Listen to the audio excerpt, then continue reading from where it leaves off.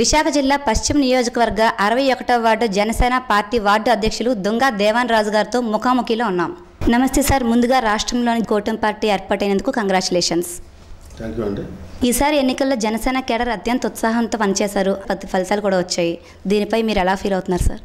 ముందుగా మరి మా జనసేన పార్టీ అధ్యక్షులు పవన్ కళ్యాణ్ గారు, అలాగే మా జనసేన సీనియర్ లీడర్స్ ఎవరైతే మన శివశంకర్ గారు, సత్య గారు, అలాగే ఇంకా పెద్ద లీడర్స్ అందరికీ కూడా ముందుగా నమస్కారాలు తెలియజేస్తున్నాను. అంటే ఈసారి పవన్ కళ్యాణ్ గారు ప్రత్యేకంగా ఆంధ్రప్రదేశ్ రాష్ట్ర ప్రజల గురించి, ఆంధ్రప్రదేశ్ రాష్ట్రం గురించి వ్యతిరేక ఓటు చీలనవని చెప్పడం జరిగింది. ఆయన ఏదైతే చెప్పారో అదేవిధంగా ప్రజల్లోకి ఈ నినాదాన్ని తీసుకెళ్ళడం కూడా జరిగింది. దాని మీద ప్రజలు కూడా స్పందించి ఆంధ్ర రాష్ట్రం ఏమైపోతుందో, మరి ఎటువంటి పరిస్థితుల్లోకి వెళ్తాదో అనే ఉద్దేశంతో ప్రతి ఒక్కరు కూడా ఆలోచన చేసి మరి మా కూటమితో ఎవరైతే బీజేపీ, జనసేన, టీడీపీ కలిసి ఈరోజు మరి కూటమి ఎన్డీఏ కూటమి మీదుగా పోటీ చేయడం అయితే జరిగింది. మరి అదే విధంగా మరి ప్రజలు కూడా మాకు మంచి మెజార్టీ ఇవ్వడం జరిగింది. దాన్ని పవన్ కళ్యాణ్ గారు ప్రజల్లోకి నమ్మే విధంగా దాన్ని తీసుకెళ్ళడం వల్ల మరి ఈ ఫలితాలు వచ్చాయని మేము చాలా సంతోషంతో ఉన్నామండి. జనసేన పార్టీ ఆవిర్భావం నుంచి కూడా మీరు క్రియాశీలక పాత్ర పోషించారు. దీనిపై పార్టీ అభివృద్ధి గురించి మీ స్పందన ఏంటి సార్? అంటే నేను పవన్ కళ్యాణ్ గారు 2014 మార్చిలో పార్టీ పెట్టడం జరిగింది. నేను 2014 సెప్టెంబర్లో పవన్ కళ్యాణ్ గారు పుట్టినరోజున, అంటే సెప్టెంబర్ 2వ తారీఖున నేను పార్టీలో జాయిన్ అవ్వడం అయితే జరిగిందండి. మరి అప్పటి నుంచి కూడా మా కళ్యాణ్ గారితో ఏ అయితే సలహాలు, ఏ అయితే సూచనలు ఇచ్చారో, ఏ విధంగా మనం నడుచుకోవాలన్న దాని మీద అప్పటి నుంచి మాకు చెబుతూనే ఉన్నారు. మేము అదేవిధంగా పార్టీ ఆదేశాలు ఇప్పటివరకు పాటిస్తూ మరి ఈరోజు విజయం వైపు కూడా నడవగలిగామంటే ఆయన సూచనల మీద తప్పగా పాటించాము. అలాగే పార్టీలో కూడా మరి చాలా సీనియర్గా ఉన్నాను నేను. కాబట్టి ఈ విధి విధానాలపై ఆయన గురించి మాకు అవగాహన, మరి ప్రజల్లోకి ఏ విధంగా వెళ్ళాలని ఉద్దేశంతో మేము కూడా ప్రతి వాళ్ళకి చెప్పడం అయితే జరిగింది. మరి ఆ బేసిస్లో మరి మేము పార్టీని బలోపేతం చేసే దిశగా మేము నడుచుకుంటున్నామండి ఈరోజు వరకు కూడా. పార్టీలో సీనియర్ నేతగా ఉన్న మీరు పార్టీ విజయానికి మీ వంతు ముఖ్య పాత్ర పోషించారు. సో పార్టీ సీనియర్ నేతగా మీరు పార్టీ నుంచి ఏం ఆశిస్తున్నారు? అంటే ఆశించడం అనేది కాదు, మా అధ్యక్షులు పవన్ కళ్యాణ్ గారు ఎప్పటికప్పుడు పర్యవేక్షణ అయితే వార్డుల మీద కానీ, నియోజకవర్గం మీద కానీ, అలాగే ఆంధ్రప్రదేశ్ రాష్ట్రం మీద కానీ ఎప్పుడూ కూడా ఆయనకు అవగాహన ఉంటుంది. మనం ప్రత్యేకించి ఆశించవలసింది ఏమీ లేదండి. ఎందుకంటే ఆయన సీనియర్లుగా ఉన్న వాళ్ళందరికీ కూడా ఎప్పటికప్పుడు ఏ సందేశాలు ఇవ్వాలి, ఎలా నడుచుకోవాలన్నది ఎప్పటికప్పుడు కూడా ఆయన చేస్తూ వచ్చారు. అలాగే మాకు 2019-20 ఎలక్షన్లో, కార్పొరేట్ ఎలక్షన్లో కూడా మాకు పార్టీ నుంచి అంటే మా సేవలు గుర్తించి, మా సీనియారిటీ గుర్తించి ఆయన మాకు కార్పొరేషన్ సీట్ ఇవ్వడం కూడా జరిగింది. మరి అందులో ఈ వార్డు 61వ వార్డు మహిళ కావడంతో మరి మా సిస్టర్ని కంటెస్ట్ చేయించి మేము పాల్గొనడం జరిగింది. మరి అదే టైంలో మరి కరోనా కూడా జరగడంతో మరి ఎలక్షన్ పోస్ట్పోన్ అయ్యింది. దాని తర్వాత కూడా మరి కరోనాలో కూడా చాలామంది ఎక్కువ అంటే ఇబ్బందులు పడుతూ ఉన్న టైంలో కూడా మరి మా పార్టీ అధ్యక్షులు ఆదేశాల మేరకు జనసేన పార్టీ శ్రేణులు ఎక్కడ ఉన్నా సరే మీరు ఈ కరోనా బాధితులు ఎవరైతే ఉన్నారో వాళ్ళందరికీ సాయశక్తుల మీ సహాయాలు అందించాలని ఆ టైంలో మాకు తెలియజేయడం జరిగింది. మరి అదేవిధంగా మేము మా వార్డు సంబంధించి, ఈ 61 వార్డు సంబంధించి మరి ప్రతి ఒక్క ఇంటికి కూడా మేము ఫ్రూట్స్ కానీ, బ్రెడ్స్ కానీ, మిల్క్ కానీ, అలాగే తినుబండారాలు ఏవైతే ఉన్నాయో ప్రజలు బయటికి రాకుండా 28 రోజులు మరి ఈ వార్డులో మేము సర్వీస్ చేయడం జరిగింది. ప్రతి ఒక్కరు కూడా ఎవరైతే ఇంట్లో నుంచి ఎవరు బయటికి రాకూడదని, సోషల్ డిస్టెన్స్ అని ఎన్నో నిబంధనలు మరి అప్పటి ప్రభుత్వం పెట్టడం జరిగింది.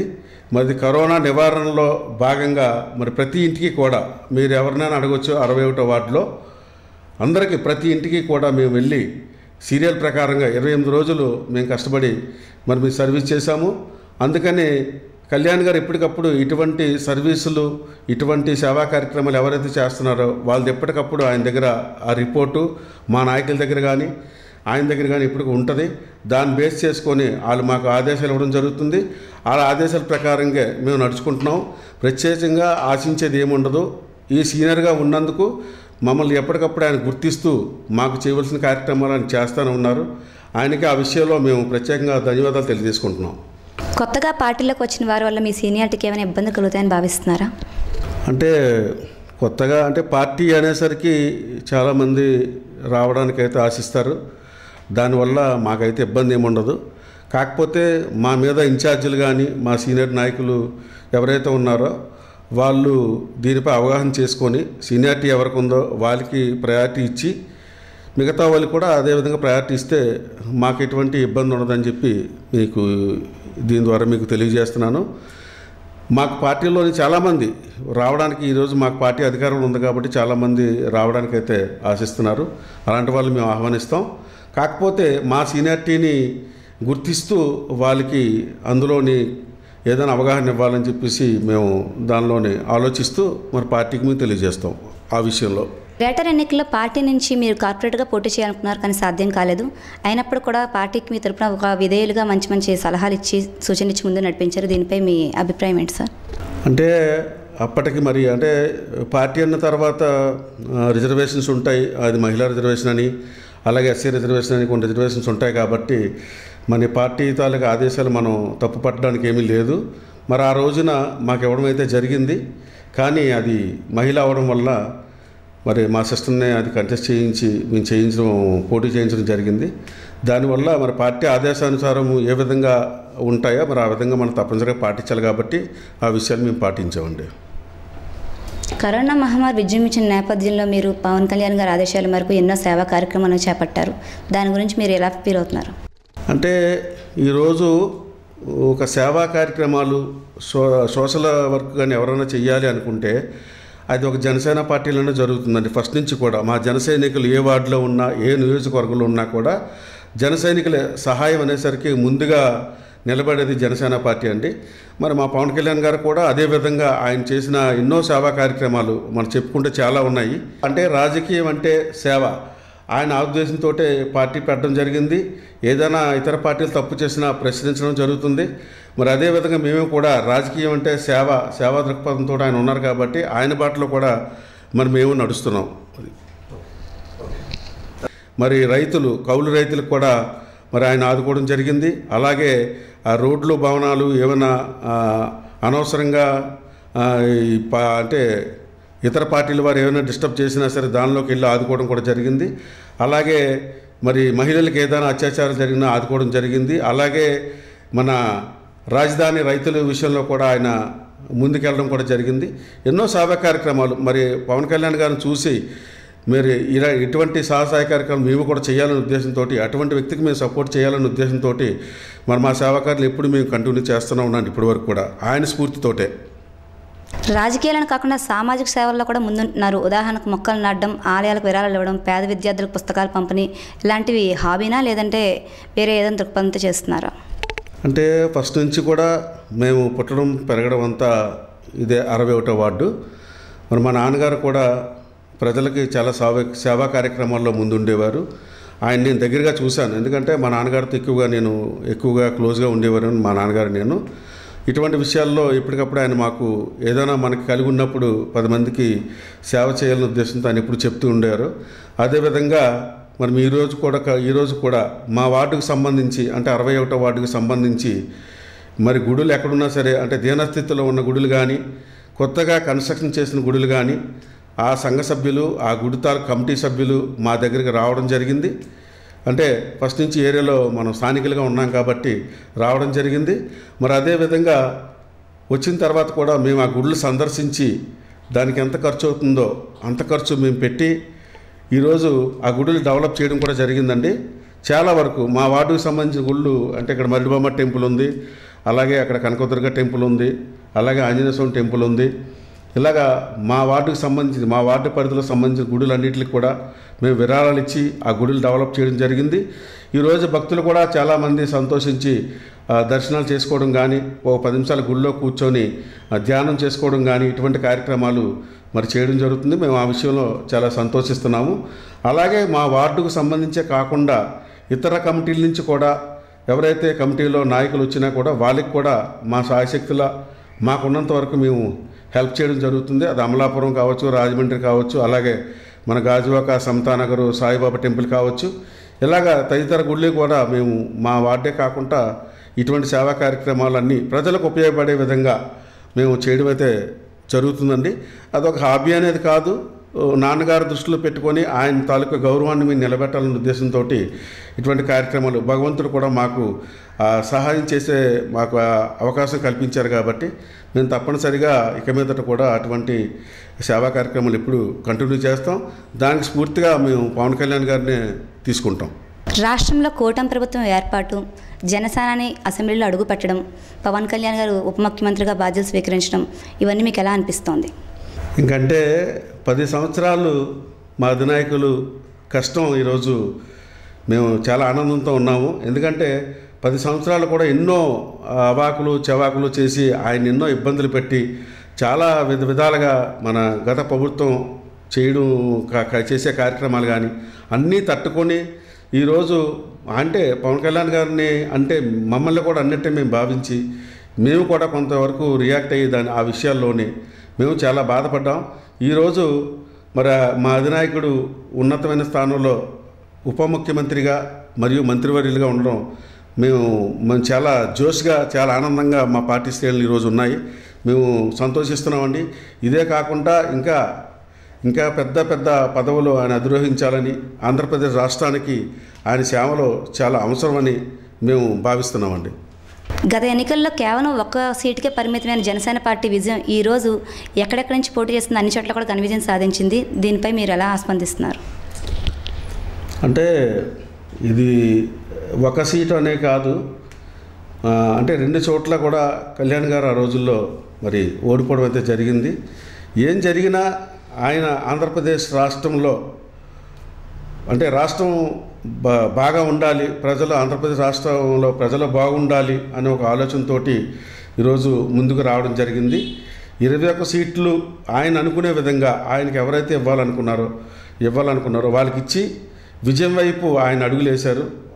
ఆయనతో పాటు మేము కూడా ఎటువంటి ఇబ్బందులు లేకుండా 21 సీట్లు ఇచ్చినా సరే మేము బాధపడకుండా మా అధ్యక్షులు ఒక మంచి సన్ముఖ వ్యూహంతో ముందుకు వెళ్ళడం అయితే జరిగింది. మరి అదేవిధంగా ఈరోజు 21 సీట్లు ఎమ్మెల్యేకి గెలిచారు, అలాగే 2 ఎంపీ సీట్లు గెలిచారు. అది ఒక చరిత్ర అండి. ఈరోజు మన 2024 ఎలక్షన్లోని అదొక చరిత్రగా మనం భావించవచ్చు. అంత ఘన విజయం మరలా ఏంటంటే విజయం కాకుండా అత్యధిక మెజార్టీతో గెలిచిన ప్రతి ఎమ్మెల్యే కూడా అత్యధిక మెజార్టీ, కూటమి ఎమ్మెల్యేలు కానీ మా జనసేన పార్టీ ఎమ్మెల్యేలు కానీ అత్యధిక మెజార్టీతో గెలవడం అనేది అది చాలా గొప్ప విషయం. అది ఒక చరిత్రగా మేము చెప్పుకుంటాము. ఇంకొకటి ఏంటంటే మీరు అంటున్నారు ఈరోజు పవన్ కళ్యాణ్ గారు ఓడిపోయారు, ఇప్పుడు అసెంబ్లీలోకి వెళ్ళడం ఎలా చూస్తున్నారని. ఈరోజు నిన్న జరిగినటువంటి శాసనసభ సమావేశాల్లోని ప్రతిపక్షం లేకుండా కనీసం 11 మంది ఎమ్మెల్యేలు ఈ వైసీపీ ఎమ్మెల్యేలు గెలవడం అయితే జరిగింది. మరి జరిగిన ఎమ్మెల్యేలు కనీసం నియోజకవర్గ ప్రజలకి ఎటువంటి సమాధానం చెప్తారన్న దానికి కూడా వాళ్ళు అసెంబ్లీలో లేకపోవడం చాలా బాధాకరం. ఎందుకంటే ఎంతో నమ్మి మరి ఎమ్మెల్యేలని ఆ నియోజకవర్గంలో గెలిపించడం అయితే జరిగింది. కానీ అసెంబ్లీలో ఏం జరుగుతుందని వాళ్ళు చూసి మరి ప్రజలకు ఏం కావాలన్న దాని మీద కూడా వాళ్ళు మాట్లాడడానికి అవకాశం లేకుండా ఈరోజు అసెంబ్లీలో ఎవరు లేకపోవడం చాలా బాధాకరం. మరి ఓడిపోయానని అన్నారు, కానీ ఈరోజు ఓడిపోయిన పవన్ కళ్యాణ్ గారు ఓడిపోయినా సరే నిలబడి సాధించారు. ఈరోజు గెలిచినా సరే అసెంబ్లీలో కూడా అలాగే ఉన్నారు.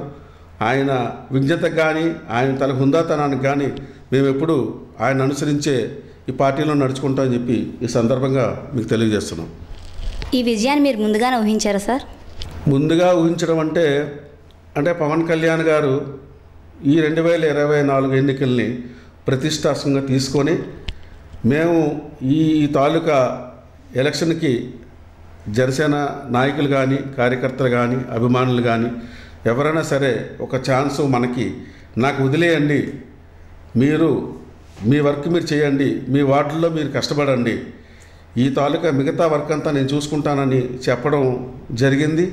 మరి ఆయన ఆదేశాల మేరకు ఎవరూ కూడా ఈ 21 సీట్లకు కానీ తర్వాత ఈ 2 ఎంపీ సీట్లకు కానీ ఎవరో కూడా వ్యతిరేకతగా ఎవరు కూడా కూటమిలో కానీ తెలుగుదేశంలో కానీ బీజేపీలో కానీ జనసేనలో కానీ ఎవరూ కూడా వ్యతిరేకంగా మాట్లాడడం అయితే జరగలేదు. ఆయన ఏ విధంగా అనుకున్నారో ఆ విధంగా 21 సీట్లు గెలడం ఒక అద్భుతంగా మేము చెప్తున్నాము. ఎందుకంటే 21 సీట్లు గెలలేదు అని మీరు అనుకోవడానికి కూడా లేదు. ఎందుకంటే మంచి మెజారిటీ అంటే టాప్ మెజారిటీలోని గెలడం అనేది ఆయన యొక్క హుందాతనానికి ఆయన యొక్క మేధస్సుకి మేమందరం ఈరోజు దాసోహమై ఉండాల్సిందే. ఎందుకంటే ఆయన ఒక విధంగా ఒక మాట చెప్పారంటే 100% అది చేసే విధంగానే చెప్తారు. అందరిలాగా చేయకుండా ఏ విధి విధానాలు ఉండవు. ఈరోజు కూడా పార్టీ ఇంత చక్కగా నడుస్తుంది, ఇంత చక్కగా ఉన్నది అంటే కారణం పవన్ కళ్యాణ్ గారు ఒక మాట చెప్తే ఆ మాటకు మేము కట్టుబడి ఉంటామని చెప్పి ఆయన కూడా అనుకోవడం. అలాగే మా సీనియర్ నాయకులు ఎవరైతే ఉన్నారో, మా ఇన్ఛార్జీలు ఎవరైతే ఉన్నారో వాళ్ళందరూ కూడా అదే బాటలో నడుచుండడం వల్ల ఈరోజు పార్టీ ఇంత అద్భుతమైన విజయం సాధించిందని చెప్పి మేము నమ్ముతున్నామండి. విశాఖ ఎయిర్పోర్ట్లో మాజీ మంత్రి రోజాపై చెప్పులు విసిరిన ఆరోపణలు జరిగాయి. ఆ నేపథ్యంలో మీరు ఉన్నారు, అరెస్టులు కూడా జరిగాయి. దానిపై మీ స్పందన ఏంటి? అసలు రోజు ఏం జరిగింది? అంటే మనకి వైజాగ్లో జనసేన జనవాణి కార్యక్రమం పెట్టడానికి అధ్యక్షులు నిర్ణయించారు. ఆ టైంలో మరి ఎయిర్పోర్ట్ రావడం, ఆ కార్యక్రమం పర్పస్ ఎయిర్పోర్ట్ రావడం జరిగింది. ఆ రోజున మరి మేము కూడా మా అధ్యక్షుల వారు వచ్చారని చెప్పి మేము స్వాగతం పలకడానికి ఎయిర్పోర్ట్కి వెళ్ళడం జరిగింది. ఆ విషయంలో మరి ఎయిర్పోర్ట్కి వెళ్ళిన తర్వాత చాలా అంటే ఈ గత ప్రభుత్వం చాలా ఇబ్బందులు అయితే పెట్టింది. ఎందుకంటే పవన్ కళ్యాణ్ గారిని దిగనవ్వకుండా, ఎవరికి విష్ చేయకుండా, ఎవరికి కరజాలను చేయకుండా ప్రతి దానిలో అడ్డుపడడం అయితే జరిగింది. దానికి తోడు కరెంటు కూడా తీసేయడం జరిగింది. మరి అందులోనే కరెంటు తీసినా సరే మా జనసేన పార్టీ శ్రేణులు కానీ, నాయకులు కానీ, ప్రజలు కానీ ఎంతో ఆనందోత్సవాలతోటి సెల్ లైటింగ్ పెట్టి ఆయన్ని ఘన స్వాగతం పలికి మరి నోవాటెల్కి తీసుకెళ్ళడం అయితే జరిగింది. ఆ రోజున మరి మన పర్యాటక శాఖ మంత్రులు రావడం జరిగింది. ఆ రోజు కూడా ఆవిడ రావడంతో మరి మేము కూడా ఈ సిచ్యువేషన్లో మా పవన్ కళ్యాణ్ గారిది మరుసటి రోజు జనవాణి కార్యక్రమం ఉందని చెప్పి మేము ఎయిర్పోర్ట్ నుంచి వెనక్కి రావడం అయితే జరిగింది. వచ్చేసే మరుసటి రోజు మేము ఆ కార్యక్రమానికి అటెండ్ అవ్వాలని మా సన్నాహాల్లో మేము ఉంటుండగా ఆ రోజు రాత్రి మేము ఇంట్లోనే ఉన్నాము. ఆ కార్యక్రమం చూసుకొని ఇంట్లోనే ఉన్నాము. ఆ సిచ్యువేషన్ జరిగినప్పుడు మేము ఆ స్పాట్లో కూడా లేము. మేమే కాదు, చాలామంది నాయకులు కూడా లేరు. అయితే ఇంటికి వచ్చి మేము ఇంట్లోనే నిద్రలో ఉంటుండగా రాత్రి 1 గంట టైంలోని మరి పోలీసులు మా ఇంటికి రావడం జరిగింది. వచ్చి మీరు కొద్దిగా స్టేషన్కి రావాల్సి ఉంది, కొద్దిగా మీతో మాట్లాడాలని చెప్పి మమ్మల్ని అర్ధరాత్రి టైంలో తీసుకెళ్ళడం అయితే జరిగింది. మాకు చాలా బాధ అనిపించింది. ఆ సిచ్యువేషన్లో మాకు సంబంధం లేని ఇష్యూలో కూడా మమ్మల్ని ఆ రోజు పోలీస్ స్టేషన్కి తీసుకెళ్ళడం, ఆ రోజు రాత్రి మరి మధురవాడ పోలీస్ స్టేషన్ అని, అలాగే భీమిలి అని ఎక్కడో చాలా దిక్కల నైట్లో మమ్మల్ని తిప్పి చివరికి భీమిలి పోలీస్ స్టేషన్లో మమ్మల్ని ఉంచడం జరిగింది. ఆ రోజు మరి కళ్యాణ్ గారిని ఇమీడియట్గా విశాఖపట్నం నుంచి మీరు మీ ప్రాంతానికి వెళ్ళిపోవాలనే ఉద్దేశంతో చాలా ఇబ్బంది పెట్టడం కూడా జరిగింది. మరి మాతోటే పాటు చాలామంది ఒక 120 మంది వరకు కార్యకర్తల్ని, మాలాంటి వార్డు నాయకుల్ని కూడా అరెస్ట్ చేయడం జరిగింది. దానిలోని అంటే ఎటువంటి సంబంధం లేకుండా మా మీద అంటే అటెంప్ట్ మర్డర్ కేసులు కూడా బనాయించి మమ్మల్ని అరెస్ట్ చేయడం జరిగింది. మేము ఆ విషయంలో చాలా బాధపడుతున్నాం.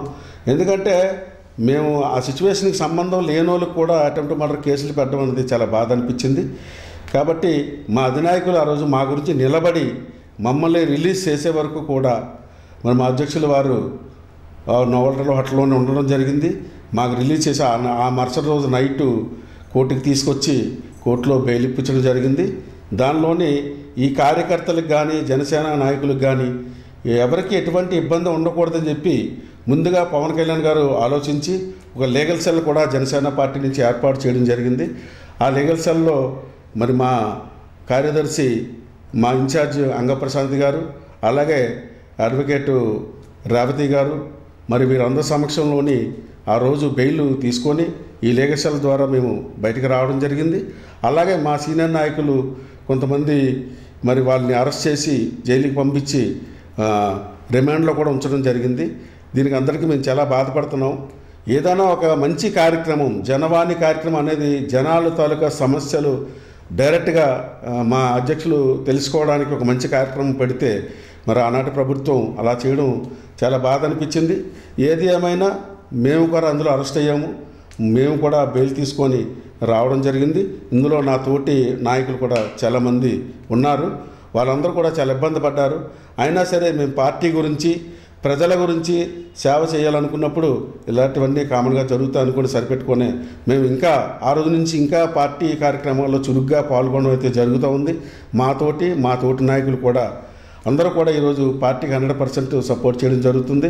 మరి అదే దివిలోనే ఈరోజు మరి 21 సీట్లు ఎమ్మెల్యే సీట్లు గెలవడం, అలాగే 2 ఎంపీ సీట్లు గెలవడం, మా తోటి కూటమితో ఉన్నటువంటి తెలుగుదేశం బీజేపీ కూడా అద్భుతమైన విజయాలు సాధించిందంటే మరి వార్డులు మాకు ఉన్నటువంటి విశాఖపట్నంలో ఉన్నటువంటి ఈ వార్డులు అధ్యక్షులందరూ కూడా కంకణం కట్టుకొని పనిచేసి ఈరోజు 164 సీట్లతోటి ఈరోజు తెలుగుదేశం పార్టీ విజయం సాధించి అసెంబ్లీకి అడుగుపెట్టడం జరిగింది.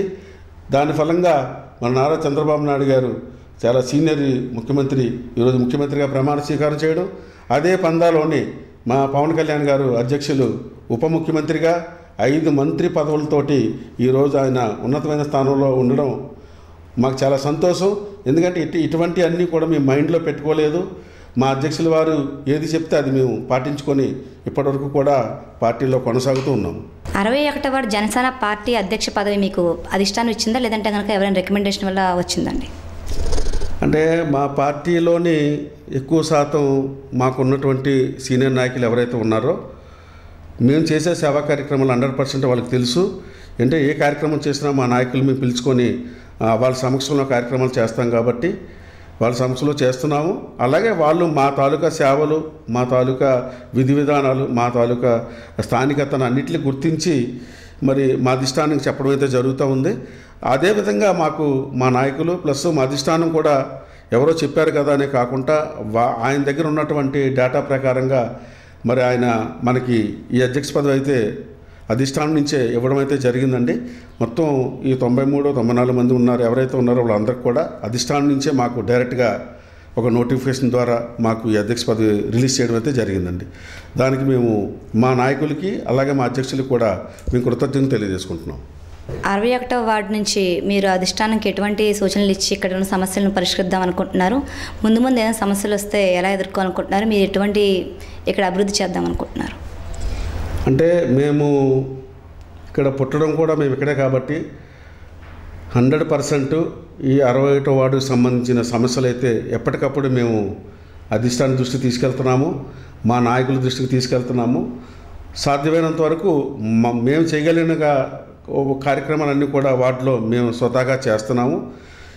ఎప్పటికప్పుడు ఏంటంటే కామన్గా డ్రైనేజీలు, తర్వాత రోడ్స్ ఇవి ఎప్పటికప్పుడు వస్తూనే ఉంటాయి, అవి ఎప్పటికప్పుడు మేము చేస్తూనే ఉంటాం. అలాగే మా వార్డుకు సంబంధించిన దేవాలయాలు ఏటైతే ఉన్నాయో అవన్నిటికీ కూడా మేము పార్టీలో వచ్చిన 10 సంవత్సరాల ఇప్పుడు 10 సంవత్సరాల పార్టీలో వచ్చి అవుతుంది. ఈ 10 సంవత్సరాల నుంచి ముందు కూడా మేము ఎప్పుడు కూడా వార్డుకి అంటే అధ్యక్ష పదవి ఉన్నా లేకపోయినా మేము స్వతహాగా పుట్టి పెరిగాం కాబట్టి మా వార్డు మా తాలూకా సహాయకులు ఎప్పుడు కూడా వార్డుకు ఉంటాయి. మాకు ఎక్కువగా ఇక్కడ ఏంటంటే పారిశ్రామిక ప్రాంతం కాబట్టి ఫ్యాక్టరీస్ అవి ఎక్కువ ఉండడం వల్ల కొద్దిగా పొల్యూషన్ అనేది ఎక్కువగా మాకు ఎప్పటికప్పుడు ఇబ్బంది కలుగుతుంది. దానికి మెడికల్ క్యాంపులు కానీ తర్వాత ఏదైనా ఐ క్యాంపులు కానీ అటువంటివి కూడా మేము ప్రోత్సాహంతో ఎప్పటికప్పుడు పెట్టడం అయితే జరుగుతూ ఉంది. అలాగే పేద ప్రజలు ఎవరైతే దీన పరిస్థితిలో ఉన్నటువంటి పేదలు ఎవరైతే ఉన్నారో మా దృష్టికి వస్తే వాళ్ళకి వెళ్ళి సహాయ కార్యక్రమాలు కూడా అందించడం జరుగుతుంది. అలాగే మిగతా ఏవైనా సరే ఒక ఆధార్ కార్డు ఇష్యూ కానీ లేదంటే ఒక రేషన్ కార్డు ఇష్యూ కానీ ఒక పెన్షన్ విషయంలో కానీ ఎవరు పట్టించకపోయినా మరి మా దగ్గరికి వస్తే మేము వెళ్ళి అటువంటి కార్యక్రమాలు కూడా వాళ్ళకి చేయడం అయితే జరుగుతూ ఉంది. ఇక మీదట కూడా ఎప్పుడైనా సరే మా వార్డు నుంచి ఎటువంటి సహకారాలు కావాలన్నా వార్డు ప్రజలకి మేము అందుబాటులో ఉంటాము. ఇక మీదట కూడా తప్పనిసరిగా మా పార్టీ నుంచి కార్యక్రమాలన్నీ తప్పనిసరిగా మేము చేస్తున్నాము, ఇంక మీదట కూడా చేస్తామని చెప్పి ఈ సందర్భంగా మీకు తెలియజేస్తున్నాం. మీ కూటమికి మీ తోటి నాయకులకు మీరు ఏమైనా చెప్పాలనుకుంటున్నారు సార్? ఈ వార్డు అనేసరికి ఏంటంటే అందరి సమిష్టి కృషితోటే ఏదైనా జరుగుతుంది.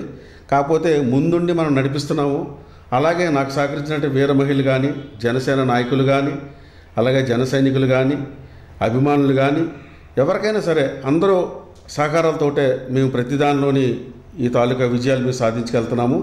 అటువంటి ప్రతి ఒక్కరికి కూడా మా వార్డు తరఫున నాకు సహకరించినట్టు పెద్దలందరికీ కూడా మా వార్డు తరఫున మేము ప్రత్యేక ధన్యవాదాలు తెలియజేసుకుంటున్నాము. గత జరిగిన ఎన్నికల్లోని కూటమి పార్టీ గెలవడం అయితే జరిగింది, చాలా ఆనందం. అందులో మరి గౌరవనీయులు ముఖ్యమంత్రి వర్యులు నారా చంద్రబాబు నాయుడు గారు ప్రత్యేక శ్రద్ధతో గుర్తించి మరి పవన్ కళ్యాణ్ గారిని ఈరోజు ఉప ముఖ్యమంత్రిగా నియమించడం మా పార్టీకి చాలా సంతోషం, ఆనందంతో ఉన్నాము. ఇక మీదట కూడా ఈ పార్టీలో పవన్ కళ్యాణ్ గారి తాలూకా విధి విధానాలు నచ్చి మరి గౌరవనీయులు చంద్రబాబు నాయుడు గారితో కలిసి ఈ కూటమి ప్రభుత్వం ఆంధ్రప్రదేశ్ రాష్ట్రాన్ని అద్భుతంగా పరిపాలిస్తారని ఈ సందర్భంగా తెలియజేస్తూ వారికి నా హృదయపూర్వక శుభాకాంక్షలు తెలియజేస్తున్నాను.